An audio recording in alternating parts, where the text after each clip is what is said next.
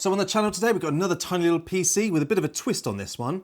This is the Atomman X7 Ti. Now this is using a Core Ultra 9 185H. Now you can buy this in either bare bones or with a 32 gig RAM and 1 terabyte SSD, which we've got today. So let's get looking inside this box, which is actually remarkably heavy for a mini PC.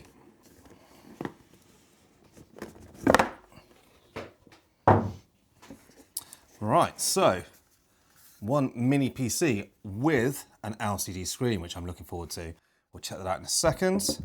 We also get a stand. It's nice. Little information booklet. An HDMI cable. A UK power cable. And that's quite a heavy power adapter. Let's have a look at that. Okay, so there's a protective cover on this, which is so protective I can't even get into it. But usually with these mini PCs, you get quite a generic little power adapter. Minisforum really do go the extra mile. I mean, look at this. That is a really nice 120 watts power adapter that you're getting provided with this. And you know, it's only the little things, but it's a nice little smooth adapter that you could chuck in a bag quite nicely. Right, now let's get back to the unit itself, because this has a lot to it. Now, firstly, as you see a minute ago, you can just put it on this stand here, and then you have it with the screen facing you. Now, there are a couple of reasons for that. Is not only does it have a screen, but it also has built-in cameras, which we're going to look at in a little while. First of all, let's look around the actual device before we turn it on. Now, I can see there is some protective film on the front, so let's get that off. There we go, protective layers taken off.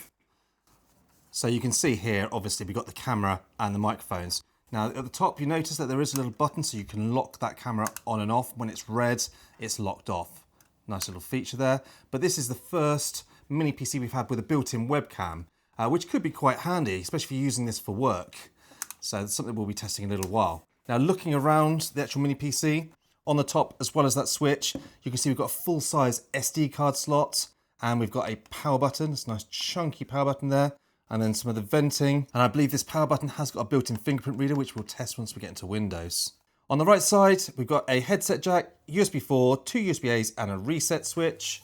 On the left side, we've got the power jack, the HDMI and the display port for your display outs, a USB-A and a USB 2, which is unusual to see. We've also got two 5G LAN ports, another USB 4 and an Oculink. So you can plug that in and get an external graphics card, something I might be testing later on because this could be a really powerful machine with that Oculink port. Now, if we look to the back, you can see we've got the ventilation here for air to come in, which is obviously why we have the hole in the back of this, and then obviously the ports to hang it onto your stand. There's more vents on the bottom, and that is pretty much it for the ports. Now, there is some rubber feet on here, so we could just sit this down on a desk. But the only problem with that is you're not going to get the full access to the webcam by doing so, which is why they've provided the stand. But if you do want this sat on a desk and don't use the webcam, it won't move around. It's pretty good, and you'll still be able to see that screen. Okay, so let's go set this up and start testing it out. Right, so we're now up and running on my productivity desk. Everything is plugged in through this little Atomman PC. Now, straight away, you can see this beautiful display, and it is a touchscreen display. It shows the time, the weather, the CPU, GPU, RAM and SSD stats, as well as your networking. Now, it is a touchscreen, so you can adjust the brightness of the screen, you can adjust the system volume, or from just clicking on this display. It's very useful. By clicking on the little USB here, it shows you all of your ports, so you know where to plug things in on this device. Now, you can configure it a little bit. You can put a clock on the actual main screen, you can change the layout of the screen, and you can change the language.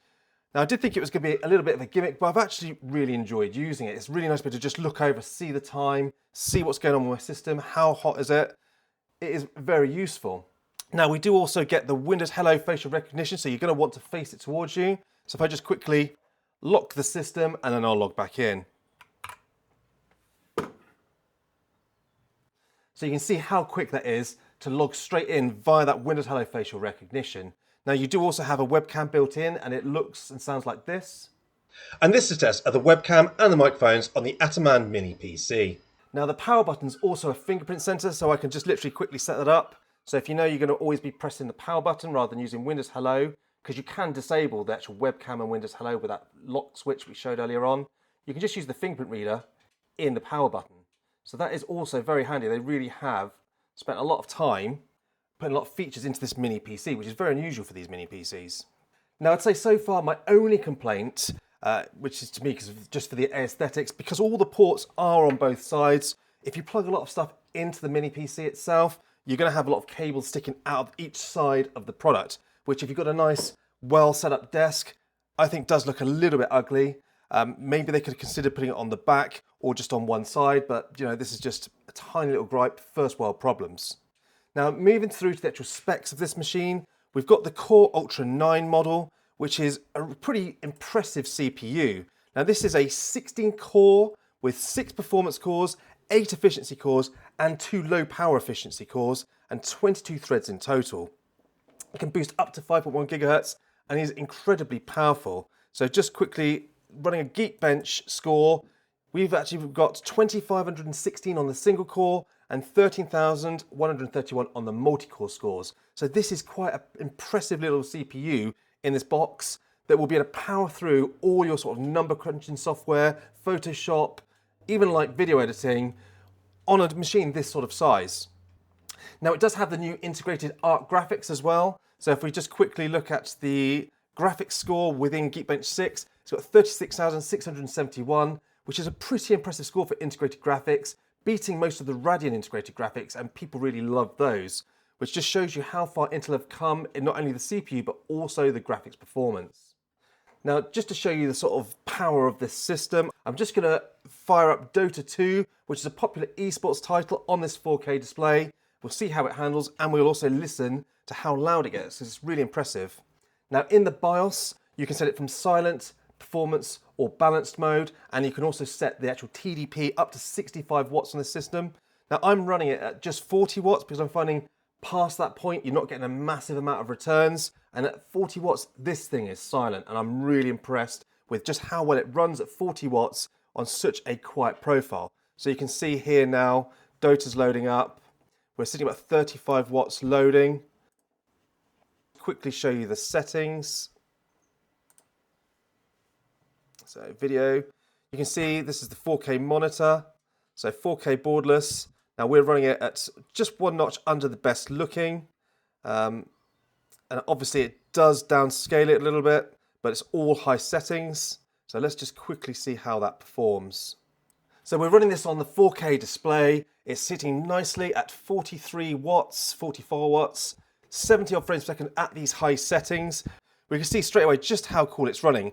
100% GPU use, 41 degrees. The CPU is sitting at 53 degrees. And I literally cannot hear this actual device. So let me just quickly fire up my decibel meter and stop talking.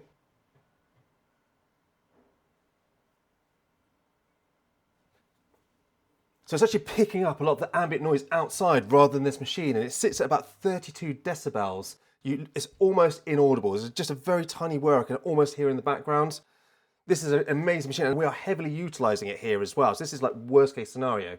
Now, if you do put it on the performance mode, it is more audible, and you'll only get a few more frames per second. So for me personally, this silent mode is amazing. Right, let's come out of Dota and play a slightly tougher title. Okay, so we're going to start playing a bit of Apex, which is a popular esports title. You want some decent frame rate and solid frame rate for this game.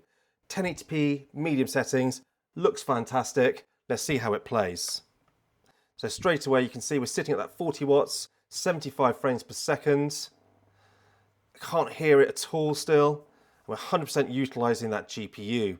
45 degrees C on the GPU, 57 on the CPU. So this is really impressive stuff. So I've been playing for quite some time now. This has been absolutely solid.